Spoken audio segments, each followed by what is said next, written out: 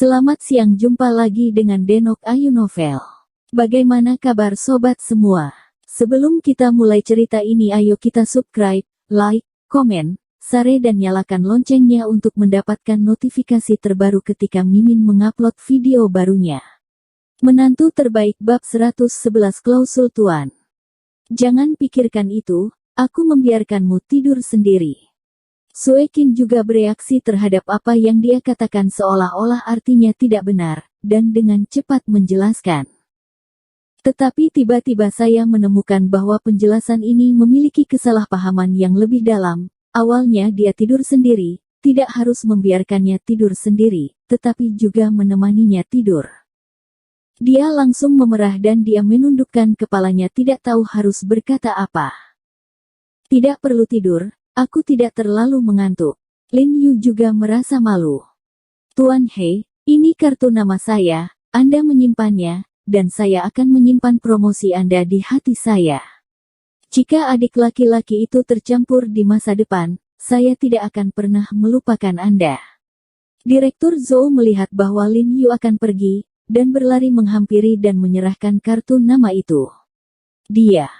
Dia setidaknya 10 tahun lebih tua dari Lin Yu, namun dia menyebut dirinya adik, karena hanya dengan cara ini dia bisa mengungkapkan rasa hormatnya kepada Lin Yu. Ketika Lin Yu dan Suekin meninggalkan taman film dan televisi, langit sudah cerah, Suekin jelas sedikit lelah, dan terus menguap saat mengemudi. Mengapa kamu tidak mengunjungi perusahaan lain hari? Saya pikir kamu sangat lelah, kamu harus kembali dan istirahat dulu. Lin Yu membujuk. Tidak, itu bukan hal yang biasa untuk begadang. Tidak apa-apa setelah masa sulit ini. Suekin berkata dengan acuh tak acuh. Ada beberapa orang yang tidak begadang dalam bisnis. Untungnya, dia sangat memperhatikan perawatan pada hari kerja, jika tidak dia akan menjadi kuning.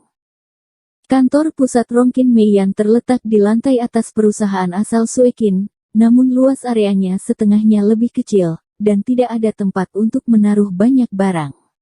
Barang hanya dapat ditempatkan di satu sisi area kantor, yang terlihat agak ramai.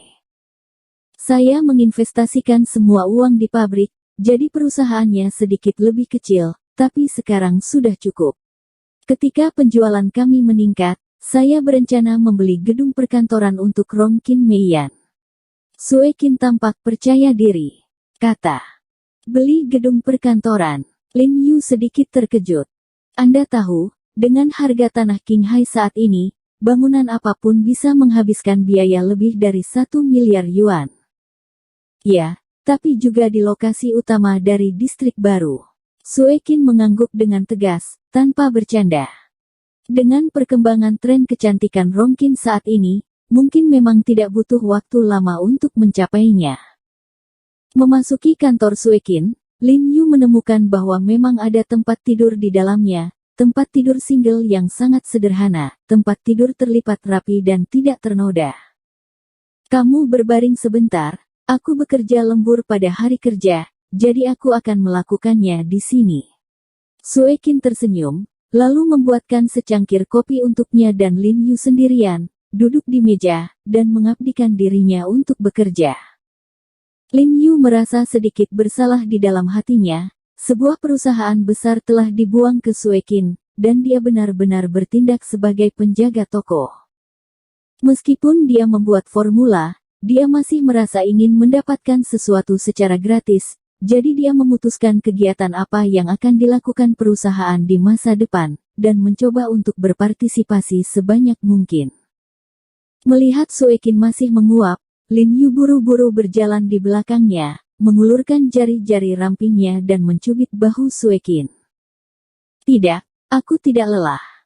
Suekin merasakan kehangatan di pundaknya, dan terkejut, penuh kegembiraan, dan sedikit malu. Jangan bergerak, santai dulu, kata Lin Yu lembut. Lin Yu menekan poin Yu di bahu Suekin dan leher poin Bailao, dan kekuatan spiritual di tubuhnya secara bertahap ditransfer ke Suekin, langsung menyapu kelelahan malamnya, dan rasa kantuk asli menghilang. Seluruh orang merasa penuh energi.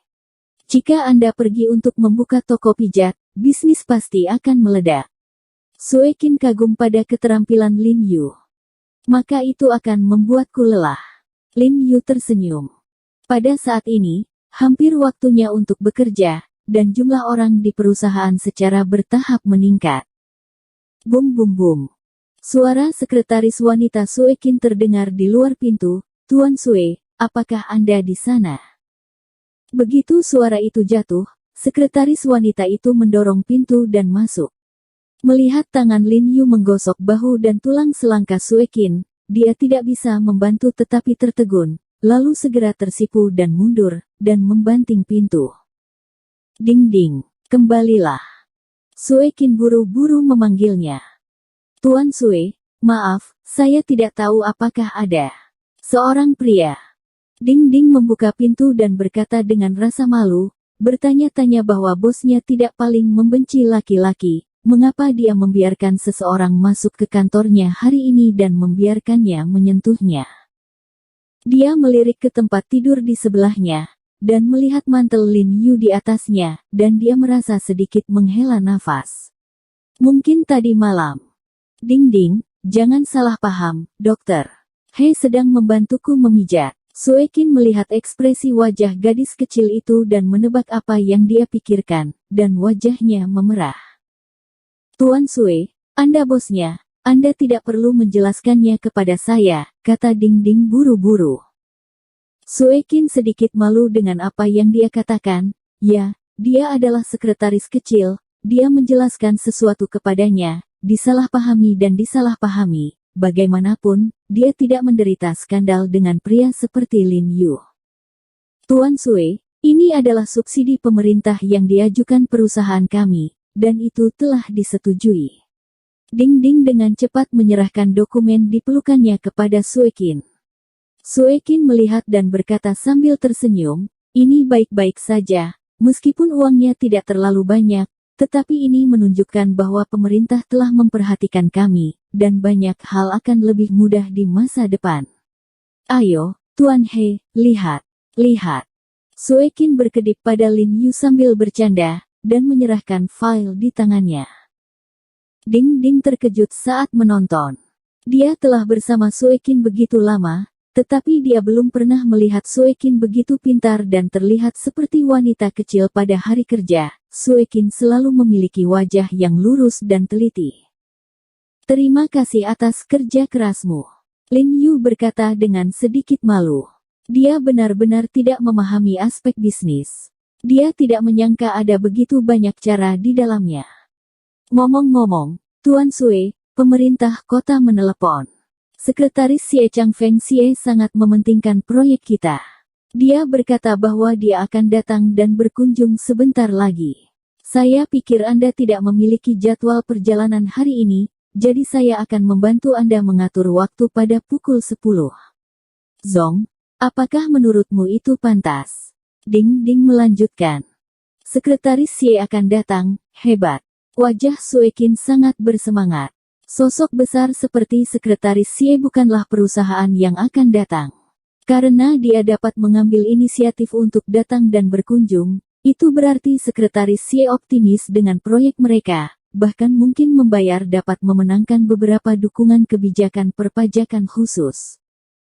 Haruskah aku kembali dulu? Ketika Sue Qin mendengar bahwa Sue Qin sibuk dengan bisnis, Lin Yu hendak pergi dan kembali ke rumah sakit. Akibatnya, Sue Qin menariknya kembali dan berkata, tidak apa-apa. Jangan lupa bahwa Anda juga bosnya. Nanti, Anda harus membantu saya menerima sekretaris Xie dengan baik, dan mencoba meminta kebijakan yang lebih istimewa darinya. Adegan di mana Lin Yu dipanggil ke meja bersulang sekretaris pada resepsi terakhir masih segar dalam ingatannya. Hampir pukul 10 pagi, Xie Changfeng datang, dan hanya satu sekretaris pria yang ikut bersamanya.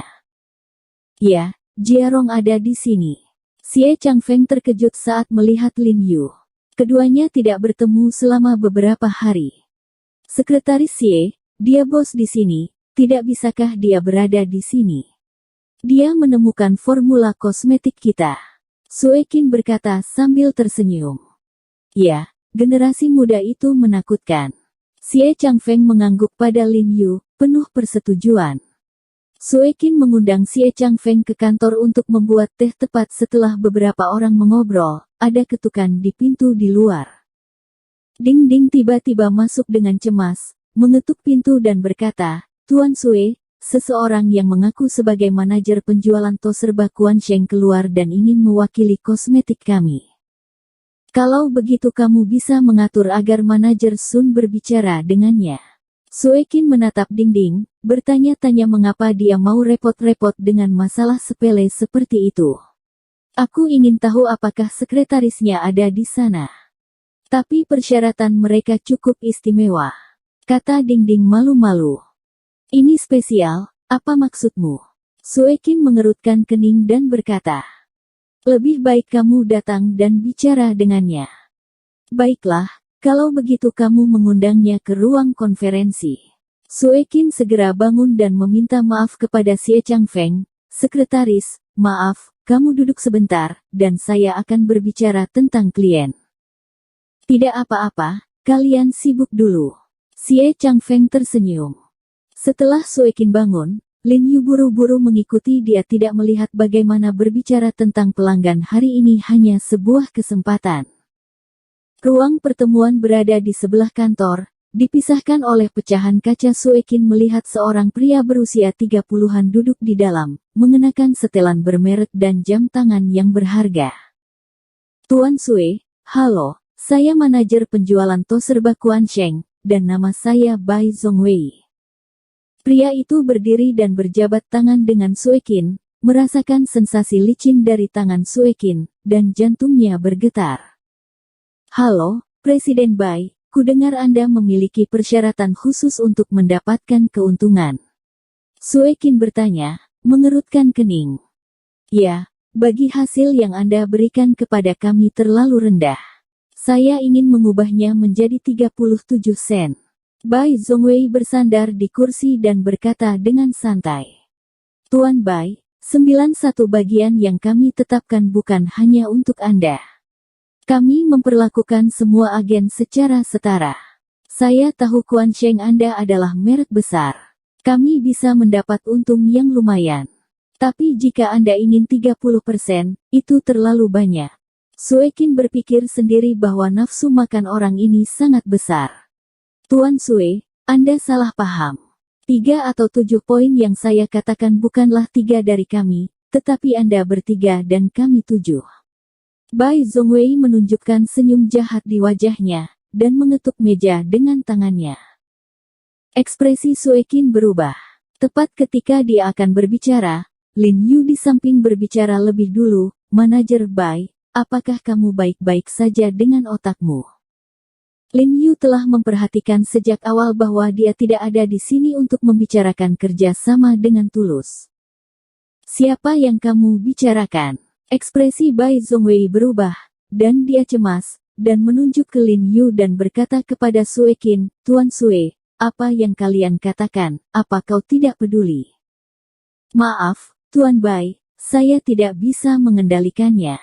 Dia adalah bos saya, pemegang saham terbesar perusahaan kami, Tuan He Jiarong He, yang diwakili oleh kata-katanya adalah arti perusahaan kami."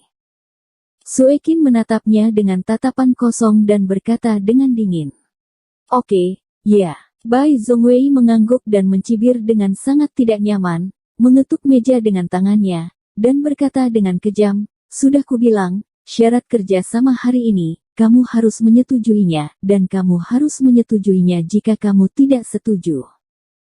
Benar saja, otaknya sakit, dan dia masih sangat sakit. Lin Yu mengerutkan kening dan menatapnya. Ini adalah perusahaannya dan Sue Qin, dan kapan gilirannya akan mengoceh di sini? "Nak, apakah kamu tahu siapa aku?" Bai Zhongwei menurunkan mulutnya dengan cibiran di sudut mulutnya. Dia menghancurkan meja dengan jari telunjuknya dan berkata, "Saya adalah Direktur Administrasi Makanan dan Obat-obatan Bai Chengye. Jika Anda tidak patuh dengan saya akan menelepon Anda dan perusahaan Anda harus melakukannya." Disita. "Kamu tidak datang untuk membicarakan hubungan hari ini, tapi untuk memeras, kan?" Lin Yu tersenyum tak berdaya, yang semuanya menyusul Ming. Jika Anda berkata begitu, tidak apa-apa. Bai Zhongwei mencondongkan tubuh di kursi dengan mencemooh, dan menatap Lin Yu dan berkata, pilih sendiri, apakah kamu berencana untuk menutup, atau beri aku keuntungan. Percakapan mereka didengar dengan jelas oleh Xie Changfeng di kantor sebelah. Xie Changfeng sedikit mengernyit dan bertanya pada sekretaris di sampingnya, apakah ada anak seperti itu di Bai Cheng Ye? Sekretaris itu mengangguk cepat dan berkata, sepertinya ada. Oh, Xie Changfeng mengangguk sedikit, lalu apa yang kamu lakukan dengan bingung? Mengapa kamu tidak menelepon Bai Cheng Ye dan memintanya untuk secara pribadi mendisiplinkan putranya yang berharga? Bersambung. Terima kasih kepada kalian yang telah menonton video ini. Jangan lupa tekan tombol subscribe-nya dan nyalakan notifikasinya untuk mendapatkan video-video seru lainnya dari Denok Ayu Novel.